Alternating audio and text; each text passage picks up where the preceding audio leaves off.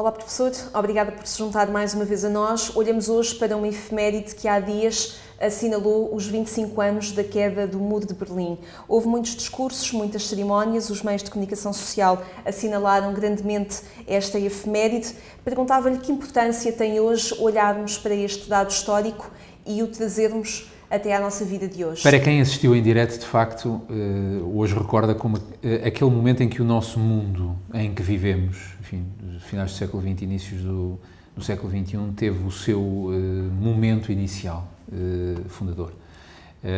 No sentido em que passámos de um mundo bipolarizado, de um mundo a duas cores, de um mundo separado entre nós e os eles, aquela dicotomia que opunha o Ocidente ao leste europeu, e ao mesmo tempo que há uma certa, e na Alemanha isso nota-se, uma certa nostalgia, ou lestalgia, como eles dizem, portanto, algum saudosismo de uma sociedade, se calhar, mais segura, mais arrumada, mais harmoniosa para aqueles que estavam nela.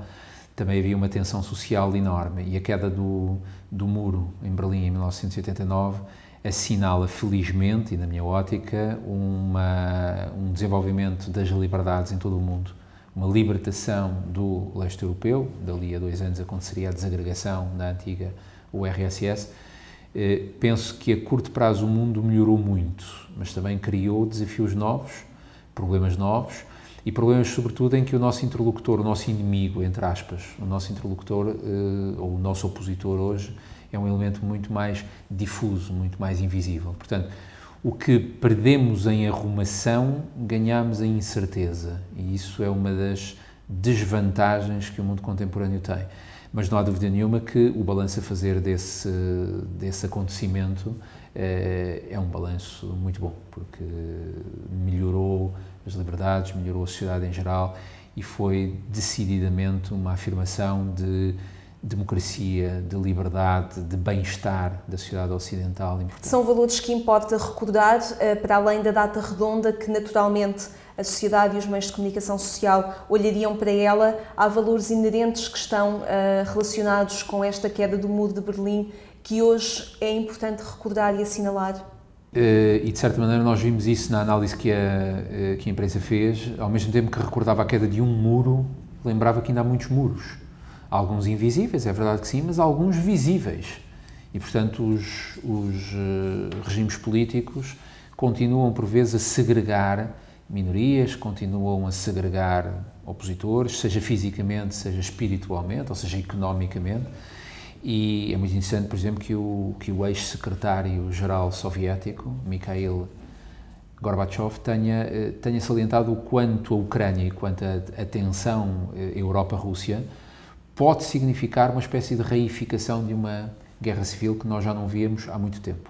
Ainda não há muros físicos que a Ucrânia tenha erguido na sua parte ocidental e na sua parte leste, mas existe cada vez mais um muro psicológico e um muro ideológico entre a Europa da NATO, a Europa do lado de cá, a Rússia por um lado, e aquelas terras de ninguém, ou terras sangrentas, como Timothy Snyder escreveu sobre as duas guerras. Terras sangrentas era aquilo que ficava entre Stalin e Hitler, ao fim e ao cabo. E continua a haver assim uma espécie de terra de ninguém entre a Ucrânia e a Bielorrússia, e toda aquela velha fronteira que o Império Soviético tinha, que no futuro vamos ver para onde é que pende.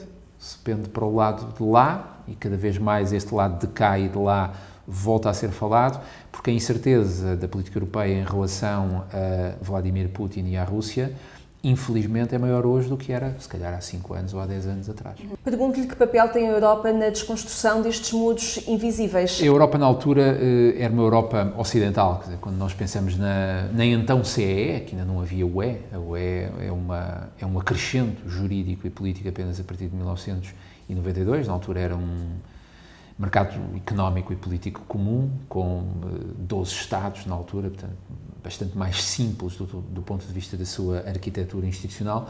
Hoje, numa Europa que é mais do dobro, o desafio é percebermos ou é tentarmos não deixar que surjam divisões tão claras como aquela que o muro separava efetivamente. Quer dizer, aquilo que aconteceu em 1989 foi uma junção, ou enfim, caiu o muro para que as duas Alemanhas se voltassem a juntar. Há imediatamente um alargamento que, antes de tudo, é espiritual ao leste, ou seja, poder olhar para o leste e poder englobar o leste numa futura Europa. E, de facto, dali a 15 anos, com o grande alargamento de 2004, 10 países do leste europeu entraram para a Europa comum. Mas é verdade que, quando nós comparamos a Europa de hoje à Europa de há 25 anos atrás, eu acho que aquilo que nós sentimos é que as lideranças europeias hoje são globalmente mais fracas. Não há Mitterrands, não há Margaret Thatcher, não há Helmut Kohl. Mas pelos diferentes contextos? Pelos contextos que o são e porque a diversidade europeia coloca desafios à coesão europeia hoje que não colocava, felizmente para eles, infelizmente para nós, há um quarto de século atrás. Era muito mais fácil gerir um mercado comum em expansão económica, com uma solidez económica clara. Nós estamos a falar num mundo que mudou muito e num mundo em que há 25 anos atrás os países emergentes ainda estavam longe. Não havia uma China com o potencial económico que tem hoje. E havia, ou existiam já, ou ainda, Estados Unidos com um papel de liderança mundial. Havia uma Europa muito mais forte. E existia, sobretudo, uma vontade europeia. É isso que, ao fim e ao cabo, quando o muro cai, ele é a expressão de meia Europa admirar a outra meia Europa e querer ser igual a ela. Porque a Europa Ocidental era um modelo que apaixonava as pessoas, que se impunha como exemplo. Não é seguro que hoje em dia a Europa tenha tanta atração e inspire tantos seguidores e tantos apaixonados pela ideia europeia quanto acontecia há um quarto de século atrás. E isso, por exemplo, cá em Portugal nota-se muito. O euro-otimismo de 1989 com um certo euroceticismo, um certo ou muito euroceticismo que hoje se sente. Pedia-lhe um olhar para aquilo que muitos consideram ter sido um contributo essencial do Papa João Paulo II para a queda do Muro de Berlim.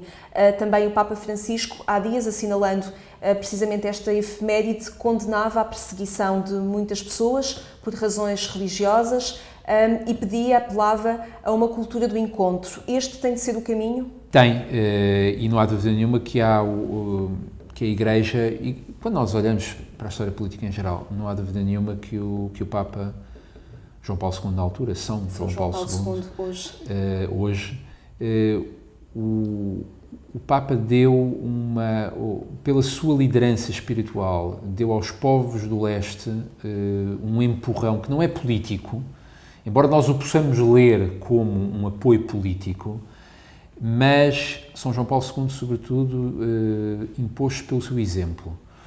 Eu recordo, por exemplo, uma das primeiras viagens que o Papa fez ao seu país natal, a viagem à Polónia. Penso que em 1979, ele é eleito em 1978, logo em outubro de 78.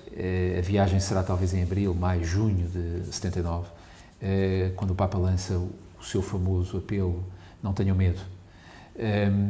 E isso foi interpretado, estamos na Polónia em 1979, a Polónia cujo Solidarność depois há de ser um dos grandes sindicatos revolucionários para uma certa liberalização, mas não há dúvida que o magistério espiritual contra o comunismo, embora sem o identificar, é a preocupação central de São João Paulo II, e de tal maneira que em 1991, no centenário da encíclica Rerum Novarum, não há dúvida nenhuma que há uma leitura sobre o pós-União Soviética e sobre uma certa reconciliação entre o materialismo ocidental e o ateísmo do leste europeu para um ecumenismo novo. E como o atual Papa salienta e bem, a cultura ecuménica, ou a iniciação a um ecumenismo, que é social, que é ideológico, que é político, é o caminho para nós superarmos diferendos diplomáticos e para impedirmos a construção de muros,